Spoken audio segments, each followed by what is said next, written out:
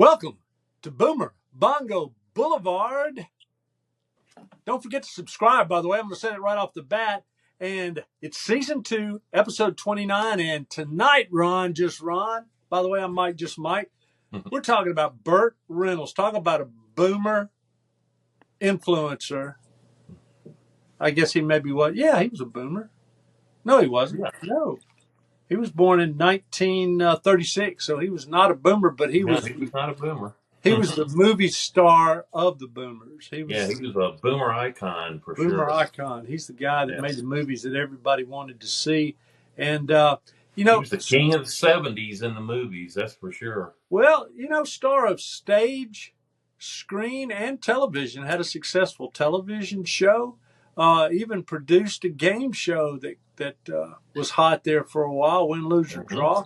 So there really wasn't much Burt did not do. He stayed pretty busy. Once again, Burt Reynolds, he even conquered the magazine world by appearing nude in Playgirl. He always said that he thought that cost him the Oscar for Deliverance. Yeah, maybe. It did or not, It wouldn't now, but back then, maybe it did.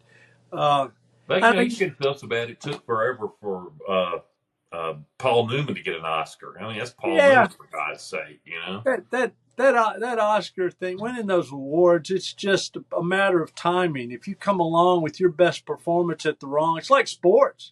You can have the greatest team you've ever had at your college. Nobody can stop them. And then there's some team in some other state or some other region that has a better year than you do that one year, and you can't get by them. You play them, you lose to them. And it happens in high school all the time, and it happens to movie stars like Burt Reynolds. But he did get an Emmy for Evening Shade. Yeah, he did. So, and how many? I don't have an Emmy. Do you have an Emmy? Nope, I don't have an Emmy. So Burt got an Emmy. So he's got that. Of course, he doesn't know about it now, but he got nominated for an Oscar twice. I mean, hey. Yeah, I mean, it's an honor, Ron, just to be nominated. They always tell us that. Yeah. I think it is an honor just to be nominated. So it is. So don't forget to hit the subscribe button. I'm going to say it 10 times. We're sitting there at, 56 subscribers? Not anymore. It's 55, man. Somebody ducked out on us. What? That's the first time we've ever been dumped. Yeah. Oh, well, it happens. You think we made somebody mad? Is that what happened? Oh, well, you're going to do that every once in a while. Hard feeling. Well, we've really got to, hey, folks, get out there and subscribe. Make up for that sore head that it might be one of our wives got mad at us for saying something. Dumped us. Well, I won't say anything, but I'm not subscribing anymore. We'll have to search through those videos.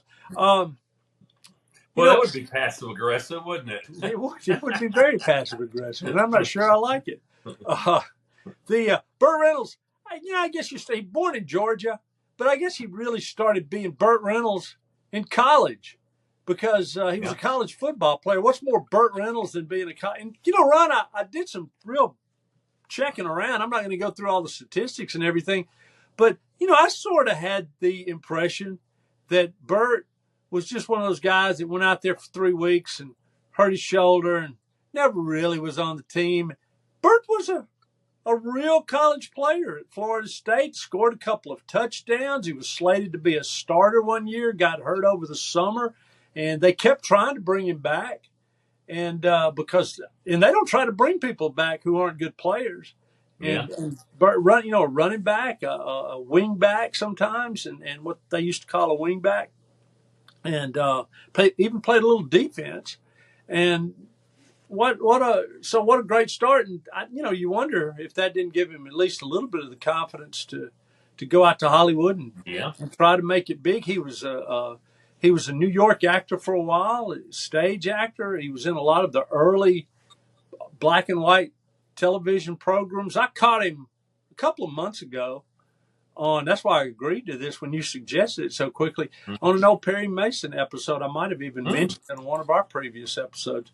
And he was around in a lot of those old 60s black and white television shows. He was a pretty busy guy, and then, like a lot Most of people, ended predominantly up in Hollywood. Gunsmoke. Yeah, Gunsmoke played Quint on Gun. Yeah, and then he Mm-hmm. started getting regular roles. Played Quint on Gunsmoke, and he's quoted as saying that was about as happy as he ever was. And the actor really liked it, but it was just he had to pick his time to. You got to leave a show like that. If Yeah, you got to kind of move on, or you're gonna get stuck there. Yeah, and people were beginning to notice him, so he had to take advantage of it, and he did. And he what? Dan August, Hawk had a couple TV series. Yeah, and just the thing that makes Burt stand out, he kind of reminds me of these authors that sprung up back about 20 years ago, 25 years ago, the John Grishams of the world, who pioneered selling their book to the movies before they put it up for bids to the different publishing companies. And in other words, you kind of make a name and then you start a bidding war. And that's almost what Burt Reynolds did. It wasn't almost, well, I mean, he wasn't an author, but Burt Reynolds, when he did these early TV series, which were a lot bigger deal, to be honest, back then than they are now. But he started getting invited on all these talk shows. Johnny Carson, Merv Griffin, Dinah Shore, who had a morning show that was a big deal, who Mike Douglas later had a relationship with. And he was so great, so funny, made such an impression on the audience that he started getting noticed. And he changed the kind of roles he started getting offered. And it really boosted his career. So he kind of backed into being a star. What did he say, Ron? Burt said, I'm the biggest star that isn't a star, something like that. And but I don't know. I mean, he had a quote similar that to that about how well known he was, and yet he hadn't really made it in any projects. But by the early 70s, the big breakout movie, Deliverance, which was a serious movie. It's crazy. What do you think of when you think of Burt Reynolds? Well, I think of the movies, because that was when I was first really going to the movies a lot, was when he was like, the biggest thing out there running, which was, the more like the mid to late 70s. Right. That's when he was really the king. Right. From about 74 to, like to about 1980 at least. And then he started kind of running out of gas a little bit, Well, he was one of those guys people would say, he kind of jumped the shark with Smokey and the Bandit too. I thought that was his jumping the shark moment. Well, yeah. I was looking over his movies, and he's just got so many. And a lot of them I realized I never really saw, and I'm going to go back through and make a list. And there's dozens and dozens to choose from, where he didn't always play, a guy with a cowboy hat to go, ha ha, that kind of stuff. Yeah. He played some, wearing a tie, and he's a detective. Some what they quickly called later rom-coms, and he was pretty good in those, as you might imagine. And I read an interesting story as I was doing some research. One thing that really boosted Burt when he went out to Hollywood was the fact he was looking for an agent. He was looking for the right person to help line him up roles, and he went into one agent's office to talk with him, and Burt left. The agent didn't offer him a contract or offer to represent him, and Burt left. And the agent goes out into the office after Burt left for some reason to talk to one of the secretaries or talk to one of the actors who were there in the waiting room. And there were several women that worked in the office. And after Burt left, that's all they could talk about. And the guy's like, "What? Can y'all get back to work?" And we've just that guy, that Reynolds guy, is so cute. He's so handsome. And agent walked right back into his office, called Burt, left a message on his machine. Come back up here. I think we got a contract for you. That's how Hollywood used to work. Agents really work, and they didn't check your family tree and see who your uncle was and see who your dad was or who your brother was. They played hunches because it was very competitive, and Burt, that's how Burt got his big Hollywood break, although he was already a working actor, and just a real interesting story. Burt Reynolds. Um, the thing that really interested me, Ron, a lot as I was looking through this, though, was the TV series he did in the '90s, Evening Shade, and almost Yeah. everybody's forgotten about it. Did you ever watch that? Oh yeah, I watched it all the time. It was on for 4 I didn't years. have a favorite episode. What's your His favorite Evening Christmas Shade episode was episode? hilarious. Which one was My it? favorite one was the Christmas one. Oh, okay. It was a Christmas episode where the kids did something. I forgot what it was, but obviously, Bert's character wasn't real happy about it. He was a high school football coach who had Right. played for the Steelers in the NFL and went back to his hometown. But anyway, they had done something that was so egregious in his opinion. While they were sleeping, he kind of did the Grinch, and he got all their presents and took it out from under the tree. Oh, man. And donated all their presents. His kids were being very obnoxious. I remember that. It sounds cruel, but it was pretty funny. It was a good episode. Yeah, I should have checked before I turned on the our cameras here, but like a year ago or 2 years ago, I got curious about Evening Shade, and all the episodes were on YouTube. I don't know if they still are or not, or maybe you have to pay for them now. But yeah, I don't know if they are or not. They're accessible. They're accessible through YouTube in one way or another. And Ron, I'm looking over that, and that was Mary Lou Henner played his wife. I mean, he had a real lineup. Michael Jeter, who was one of the funniest actors ever, played his semi-competent assistant football coach. And that, by the way, that was realistic. Charles Durning was on there. What? Charles Durning, who was an Oscar winner. Charles Durning, who was an Oscar winner. Ossie Davis. Ossie Davis was part of the cast. And Ossie Davis was on there. Hal Holbrook, a very well-recognized and highly honored actor, everybody in the cast was just, of course, it showed the appeal that Burt Reynolds had to other actors. I'm sure all he had to do was be put out there. Hey, Burt's doing a series, and people are like, hey, that ought to be fun, because he had a reputation for being a lot of fun on the set, and people liked him, and other actors liked him, and the crew and liked Burt Reynolds. And I had a list here. Yeah, you talked about Gunsmoke. Just one thing before we get too far along, or before we forget, or before I forget, but I think it's Gator, one of Burt's more fun movies, and he's stopped and he's talking to a cop in this little town he's in, and as he has this exchange with the cop, Burt's character says, "There's only two things I'm afraid of in this world." And the cop goes, "What's that?" Burt goes, "Women and the police." And then he takes off. That's true of a lot of people, I think, or if they had good sense, they would be. But there's quite a few things going on with Burt Reynolds. What's your favorite Burt Reynolds movie, or the one that if you could watch one right there? Okay, well, I was talking to you earlier, and I said, I was going to name a favorite that wasn't, like every actor has some that are the obvious ones, like, Smokey and the Bandit, The Longest Yard, Deliverance. That's the ones that everybody always thinks of first. So I was like, let's come up with one other than that. And you just mentioned one that's my favorite, which is Gator. Yeah.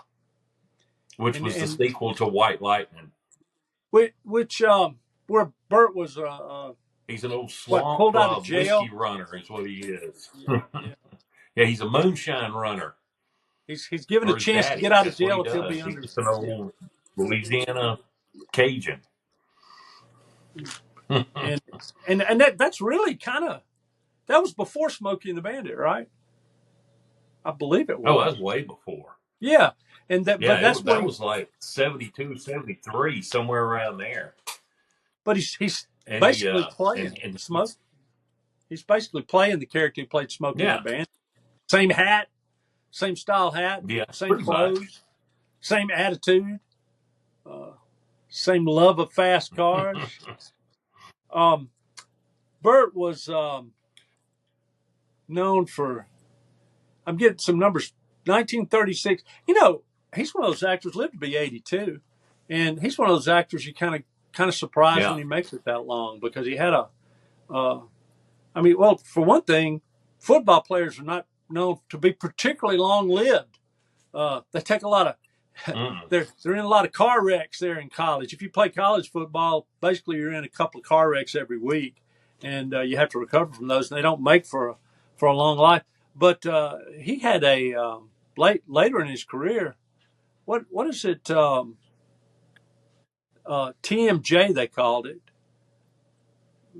Temporal mandibular jaw disorder, and he couldn't eat. Oh, I don't know. He got popped in the Yeah.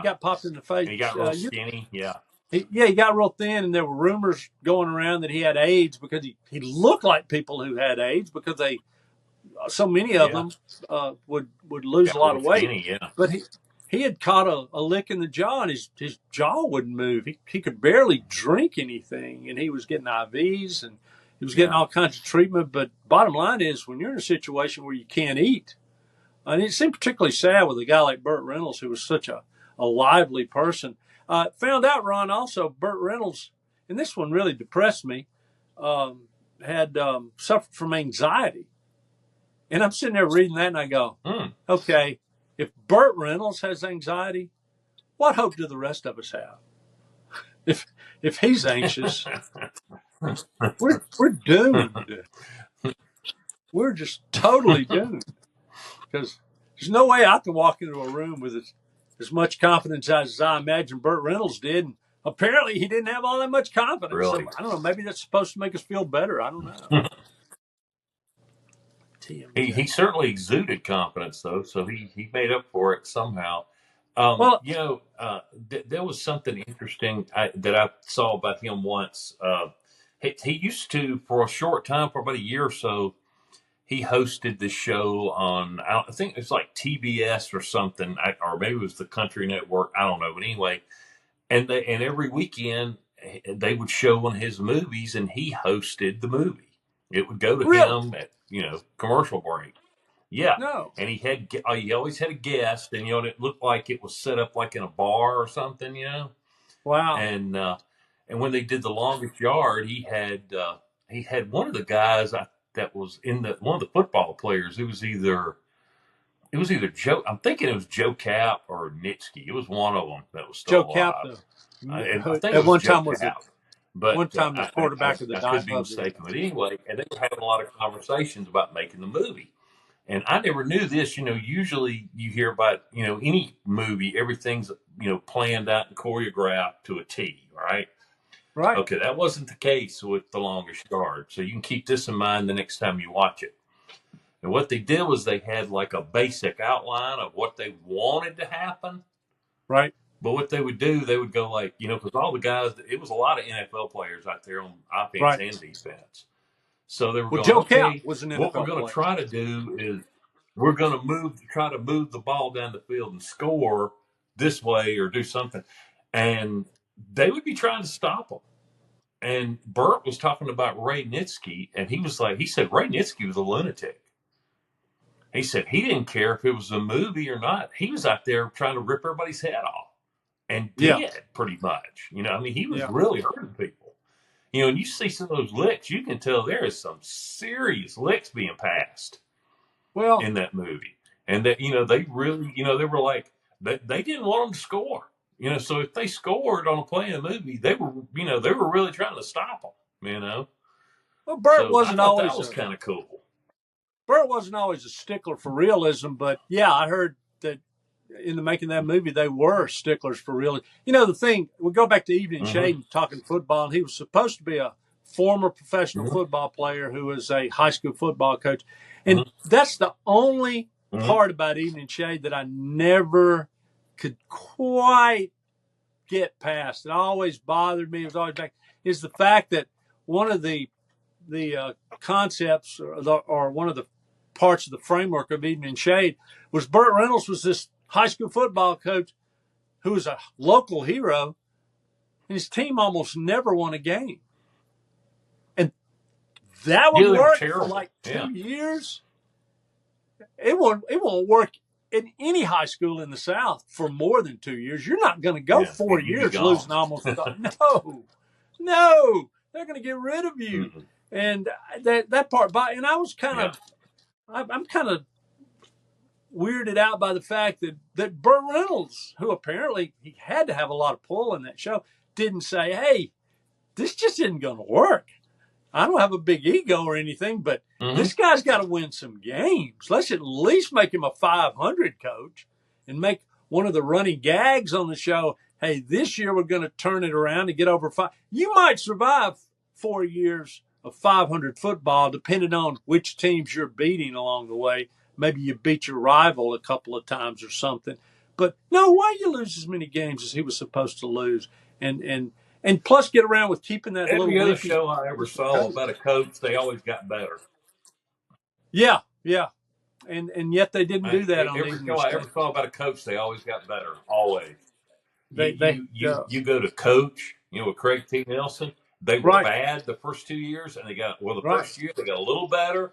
And then the third year they made like a small bowl, and by about the fifth or sixth year they won the national championship. Yeah, somebody stepped up and said, "Look." And then he went to the pros. Yeah, sure. Yeah, you got to be a good coach. And why wouldn't Burt Reynolds be a good coach? He should be a very good coach. Although Sheldon, his team's got better every year. Yeah. Yeah, that bothered me too. Of course, I know of a couple of former professional football players who were high school coaches here recently, and they were both terrible coaches, and they lost all. One of them had 3 touchdowns put up against his team. Get this, inside the final minute of the first half of a game. His team was ahead by 1 touchdown, and they got to the 50-second mark, and they gave up 3 touchdowns. Real quick, other team just scored a regular touchdown with about 55 seconds, did it in about 2 plays. Then this former professional players team got some kind of a penalty. Then the team that just scored got to kick from inside the 50 from the 40 after the penalty. The other team's 40. Well, that's an automatic onside kick. They onside kicked, recovered it, scored the next play, and then the team that scored the 3 touchdowns kicked an onside kick on their own because there was only like 6 seconds to go. What did you have to lose? Recovered it with 1, threw a touchdown pass with 1 second to go. Really? And that's an NFL player. Wow. So, NFL players aren't necessarily great coaches just because they played in the NFL.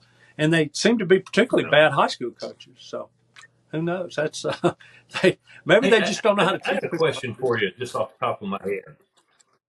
Because, we were talking how Burt's made so many movies and stuff. And, of course, there's ones that are well-known, and, we've already talked about a lot of those. But there's some that aren't as well-known that were pretty dadgum good movies. And, some were hits. Right. But, people kind of don't remember them as well. Can you think of anyone, if you were going to recommend one that wasn't one of the big ones, have you got one can you think of one that you would recommend offhand? The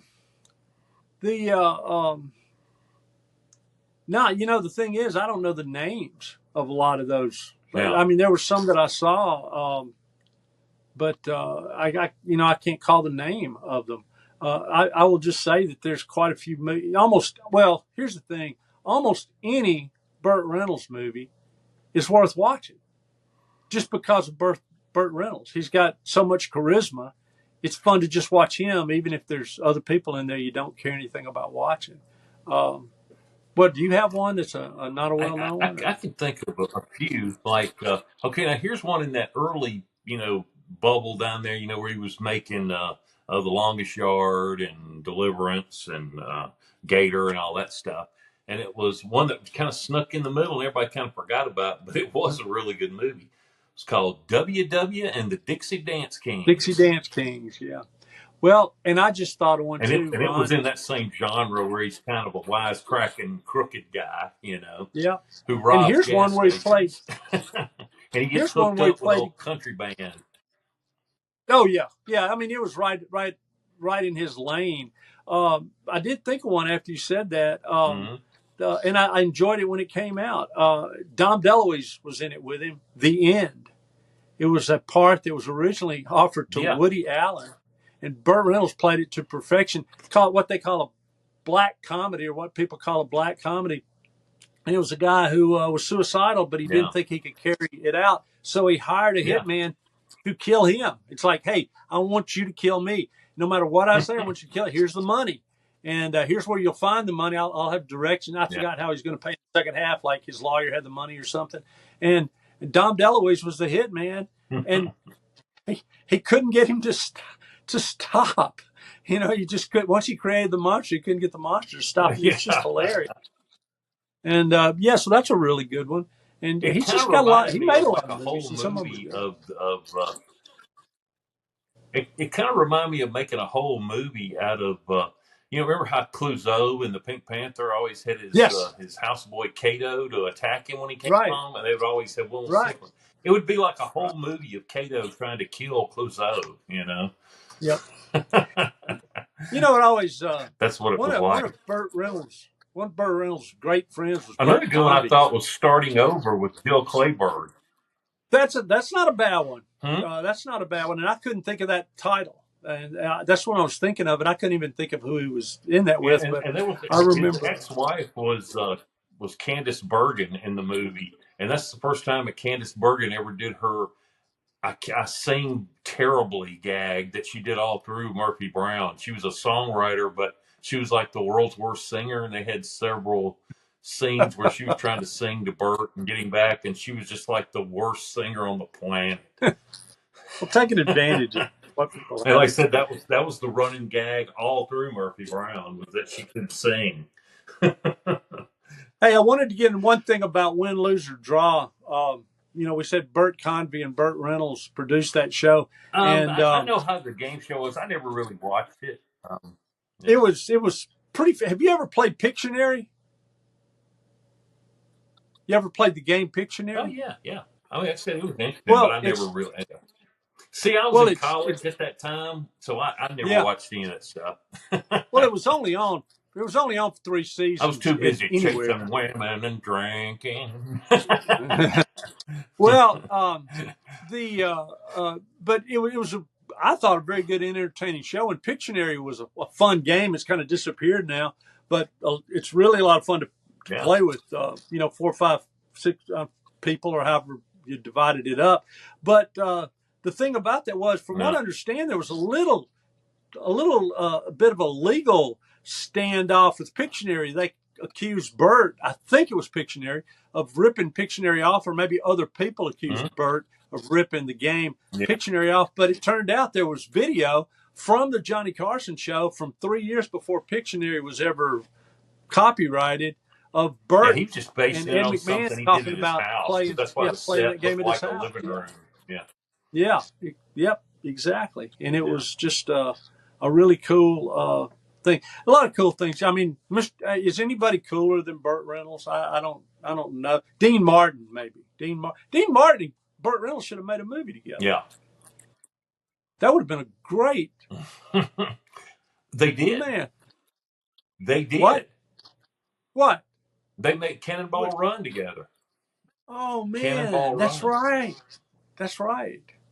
Yeah. I was never a big Cannonball Run fan, so much for that idea. I was never a big that's one fan. of my favorite bloopers they show at the end where Burt goes, "I'm gonna take those rosary bleeds," and he said bleeds instead of beads because Dean was disguised as a priest, and Dean goes, Man. "These bleeds? You mean these effing bleeds right here?"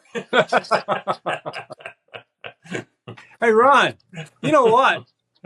I don't know if it is where you are, but where I am, it's Labor Day, and it's time for our song of the day. And what's the perfect Labor Day song? Do you know? I'm not. Well, I could come up with one. Working for the weekend. Well, maybe, but Everybody's Jimmy working Buffett. for the weekend. But I'm not going to dance to it like Chris Farley and show my big gut. No, you shouldn't do that. Jimmy Buffett, Don't want to Come do that. Monday. Nobody wants to see that. Nobody wants to see Come Monday by Jimmy Yeah, Buffett. that's a good one.